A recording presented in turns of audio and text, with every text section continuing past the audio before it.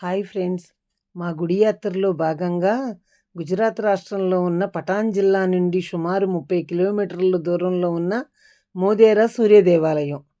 ఈ దేవాలయం అహ్మదాబాద్ నుంచి సుమారు 100 కిలోమీటర్ల దూరంలో పుష్పవతి నదీ తీరంలో ఉండే ఆలయమే ఇది.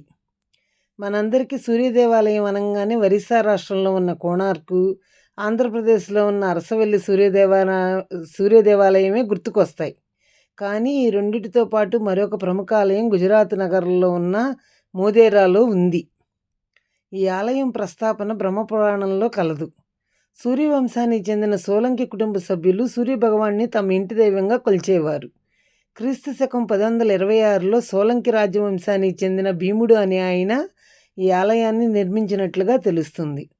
ఈ ఆలయ నిర్మాణంలో దాగి ఉన్న అద్భుతాలు ఇప్పటికీ రహస్యంగానే మిగిలాయి. ఈ ఆలయ నిర్మాణం మొత్తం సున్నం వాడకుండానే కట్టారు. ఆలయ నిర్మాణంలో మొత్తం 108 ఆలయాలను నిర్మించారు. ఆలయం మొత్తం మూర్ గుర్జర్ శైలిలోనే నిర్మించారు. ఇక్కడ ఉన్న నృత్య మండపంలో 52 స్తంభాలు 52 వారాలను సూచిస్తాయి. ఈ స్తంభాలు పైనుంచి చూస్తే గోళాకారంలో కనిపించినప్పటికీ కింద నుంచి చూస్తే అష్టభుజ స్తంభాలుగానే కనిపిస్తాయి. ఈ ఆలయం 3 భాగాలుగా ఉంటుంది. మొదటి భాగం సూర్యకుండు. ఈ కోనేరులో నీరు ఎప్పటికీ ఎండిపోదు. ఈ ఆలయ గర్భగుడిలో విగ్రహం ప్రస్తుతం లేదు. పూర్వం జూన్ 21వ తేదీన సూర్యభగవాన్ తొలికిరణం ఈ ఆలయంలోని విగ్రహం యొక్క కిరీటం పైన రత్నం పైన పట్టడం వల్ల ఆ వెలుగు గర్భగుడి మొత్తం ప్రకాశించేదంట. నృత్య మండపంలో ఉన్న స్తంభాలని శిల్పాలు రామాయణ మహాభారత కథలు మొత్తం చెక్కి ఉంటాయి. ఈ ఆలయం బయట ఉన్న గోడలపైన 364 ఏనుగులు, ఒక సింహం ఉంటుంది.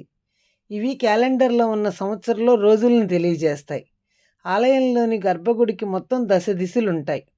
వాస్తు ప్రకారంలో ఏ దిశలో ఉండవలసిన భగవంతుడు ఆ దిశలో ఉంటాడు. సరస్వతీదేవి ఆలయ పై దిశలో ఏర్పాటు చేశారు.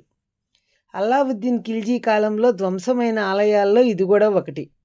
2014లో ఈ ఆలయాన్ని యునెస్కో వారసంపదగా గుర్తించారు. స్కంద బ్రహ్మ పురాణాల ప్రకారం మోదేరా చుట్టుపక్కల ప్రాంతాన్ని ధర్మారణ్యంగా పిలిచేవారు. రావణ సంహారం అనంతరం బ్రహ్మహత్య పాతకం నుంచి బయటపడేందుకు పవిత్రమైన స్థానాన్ని చూపమని గురువైన వశిష్ఠుణ్ణి కోరగా ఆయన రాముల వారిని ధర్మారణ్యానికి వెళ్ళమని చెప్పినట్లుగా పురాణ కథనం. ఆ ప్రాంతాన్నే ఇప్పుడు మోదేరాగా పిలుస్తున్నారు.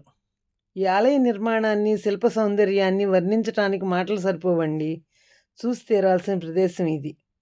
మరిన్ని గుడుల గురించి తెలుసుకోవాలంటే మా ఛానల్ని సబ్స్క్రైబ్ చేయండి, లైక్ చేయండి ప్లీజ్.